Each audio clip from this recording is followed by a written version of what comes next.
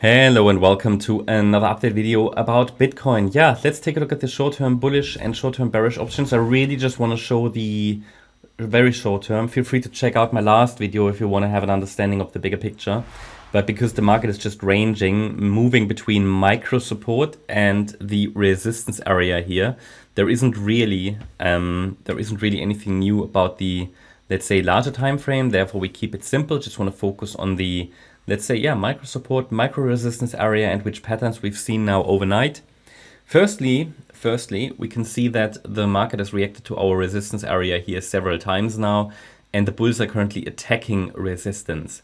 If I go to the 30-minute chart, we can see that the rally from yesterday's low so far is in 3 waves. Okay, that's not necessarily bearish. That just means that it hasn't developed 5 waves yet.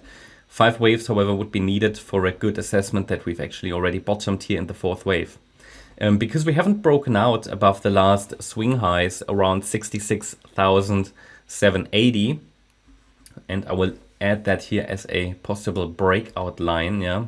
Because we haven't broken out yet, there is still a, let's say, risk or opportunity or chance to test the micro support area. So far it's holding, and as I said before, it's not a target, it's only a support area. So it basically did hold, the market respected it.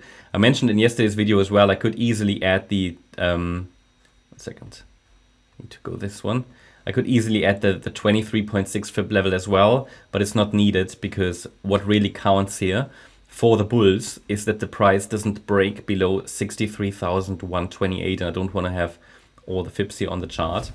Important, I think, is to recognize that as long as we're holding 63,128, the market can easily go higher on the shorter time frame in the short term, right?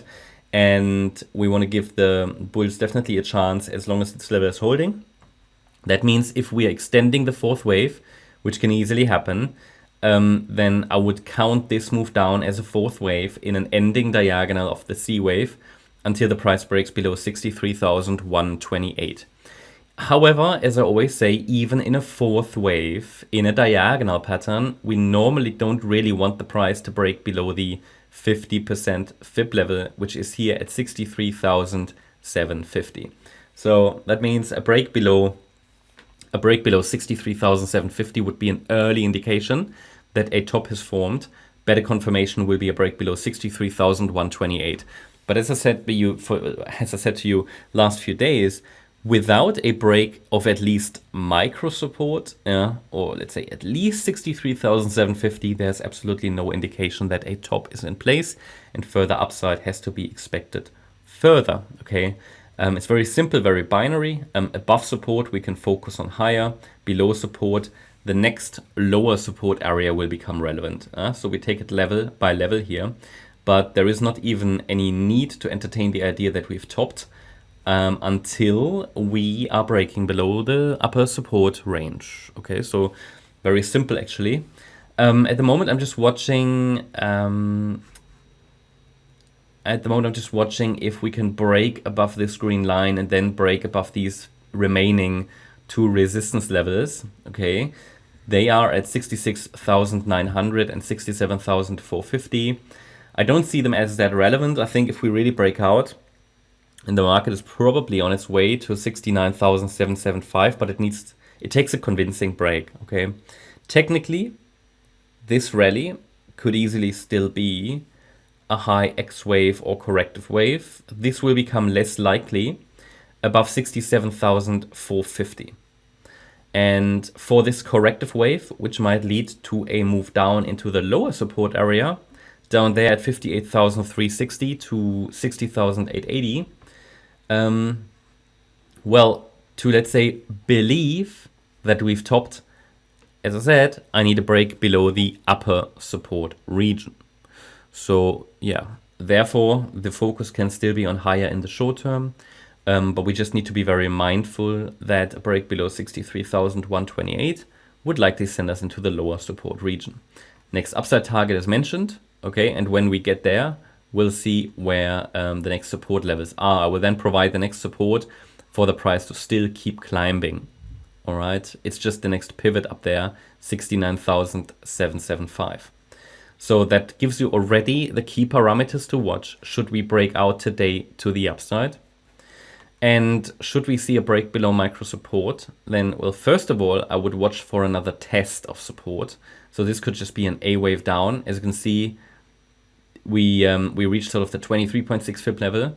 Then a rally from here. At the moment is in 3 waves, so could simply be, let me just add that to the chart.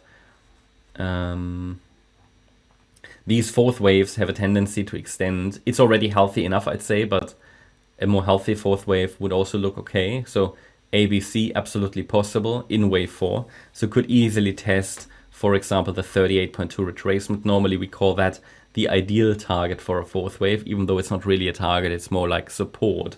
So it's definitely still worth considering that we might need to test that box again. So just want to make sure that you're not surprised if the price does today, and that wouldn't change anything. Okay, it would just be meaningless range movement basically. Yeah, and I think it should all be clear. So without a break below that micro support area, there is no indication of a top. And then if we dip into the lower support region, the next main level will be at 58,360. Even in the yellow count, in which we allow for another dip into the lower support region if the market needs it, we can still rally afterwards in a bullish 3rd wave as long as the 58,360 level is holding. So there are 2 key support levels to watch, 63,128, and then below that level it's 58,360. That's my update about Bitcoin.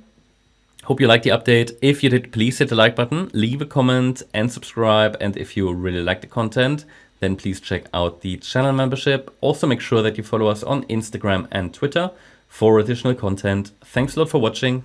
Bye-bye.